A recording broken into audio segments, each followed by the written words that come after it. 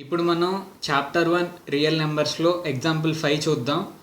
Question ఏంటి అంటే using above theorems without actual division state whether the decimal form of the following rational numbers are terminating decimals or non terminating repeating decimals అన్నారు.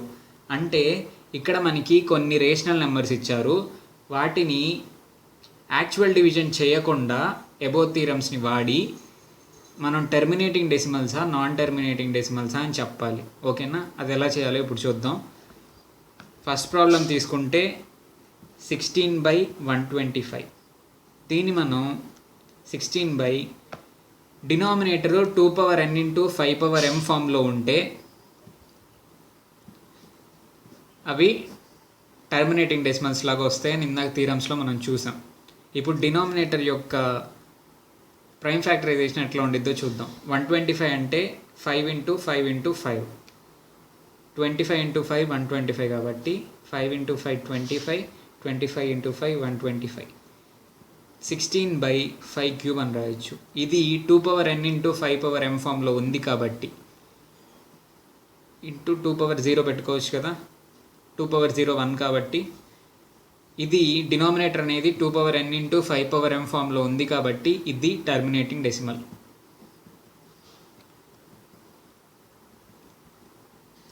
(16/125) అనేది terminating decimal. ఓకేనా, next ఇది 25/32. 25/32 32 అంటే 2 × 2 4, 4 × 2 16, 16 × 2 32, 2 × 2 4, 4 × 2 16, 4 × 2 8, 8 × 2 16, 16 × 2 32, 32 అంటే 2^5, 25/2^5. డినామినేటర్లో కనుక 2s యొక్క పవర్స్ కానీ 5s యొక్క పవర్స్ కానీ ఈ రెండింటి కాంబినేషన్ కానీ ఉంటే టర్మినేటింగ్ డెసిమల్. ఇక్కడ 2s యొక్క పవర్స్ మాత్రమే ఉన్నాయి కాబట్టి ఇది టర్మినేటింగ్.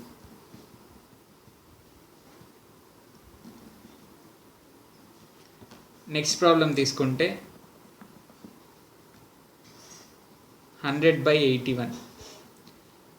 100/81ని మనం 3 × 3 9, 9 × 3 27, 27 × 3 81, 3 × 3 9, 9 × 3 27, 27 × 3 81 అంటే 100/3^4.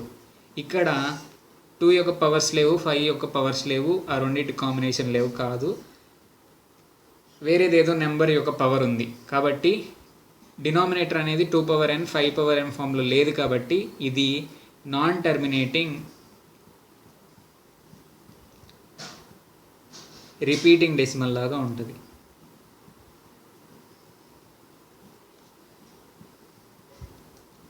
ఓకేనా, ఫోర్త్ది 41/75. 41 అనేది ప్రైమ్ నెంబరు. 75ని మనం 3 × 25,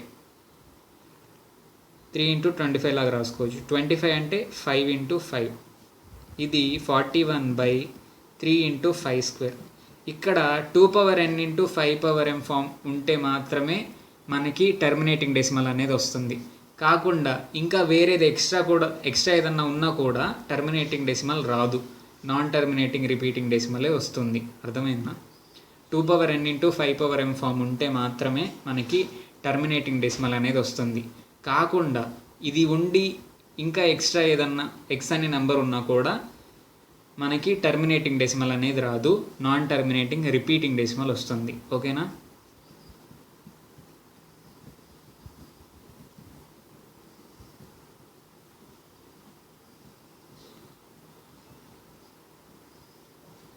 ఓకేనా. నెక్స్ట్ ఎగ్జాంపుల్ 6 చూద్దాం.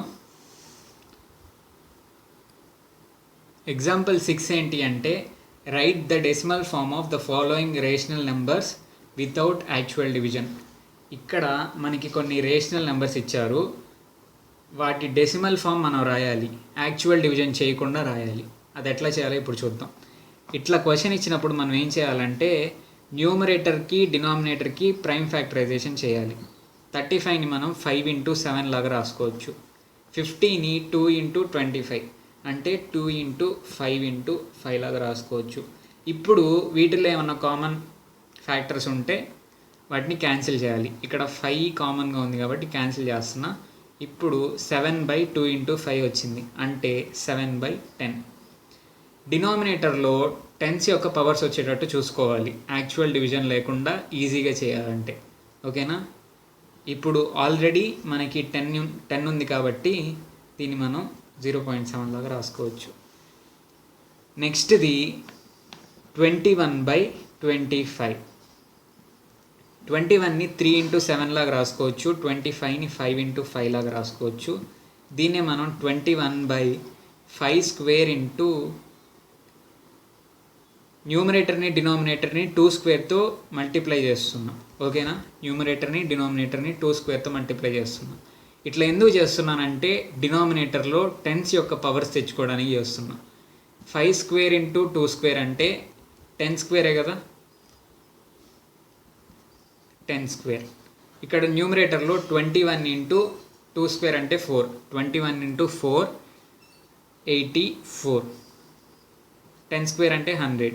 84/100 విచ్ ఈజ్ ఈక్వల్ టు 0.84. ఇక్కడ ఇట్లా కనుక మనం డినామినేటర్లో టెన్స్ యొక్క పవర్స్ తెచ్చుకుంటే యాక్చువల్ డివిజన్ చేయకుండా ఇట్లా డైరెక్ట్గా మనం రాసేయచ్చు. ఓకేనా? థర్డ్ ప్రాబ్లం చేద్దాం. 7/8 విచ్ ఈజ్ ఈక్వల్ టు 7. 8ని 2³ లాగా రాసుకోవచ్చు. ఇప్పుడు న్యూమరేటర్ని డినామినేటర్ని 5³ మల్టిప్లై చేస్తున్నాం. 7 ఇంటూ 5³ అంటే 7 ఇంటూ 125 అంటే 875 డివైడెడ్ బై 2³ ఇంటూ 5³ అంటే 10³. దీన్నే మనం 875/1000 అని రాసుకోవచ్చు. ఇప్పుడు దీన్ని డైరెక్ట్గా 0.875 అని రాసేయచ్చు. ఓకేనా? ఇలా మనం డినామినేటర్ కనుక టెన్స్ యొక్క పవర్స్లో తెచ్చుకుంటే యాక్చువల్ డివిజన్ చేయకుండా డైరెక్ట్గా ఇట్లా న్యూమరేటర్లో డెసిమల్ పాయింట్స్ ఎన్ని డెసిమల్ పాయింట్స్ తర్వాత పాయింట్ పెట్టుకోవాలో చూసుకొని ఇట్లా ఆన్సర్స్ అనేది మనం చేసుకోవచ్చు. ఓకేనా?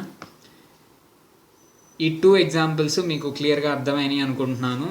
ఒకవేళ అర్థం కాకపోతే మీకు ఏమైనా డౌట్స్ ఉంటే తప్పకుండా కామెంట్ సెక్షన్లో అడగండి. వీలైనంత త్వరగా క్లారిఫై చేయడానికి ట్రై చేస్తాను. Thank you.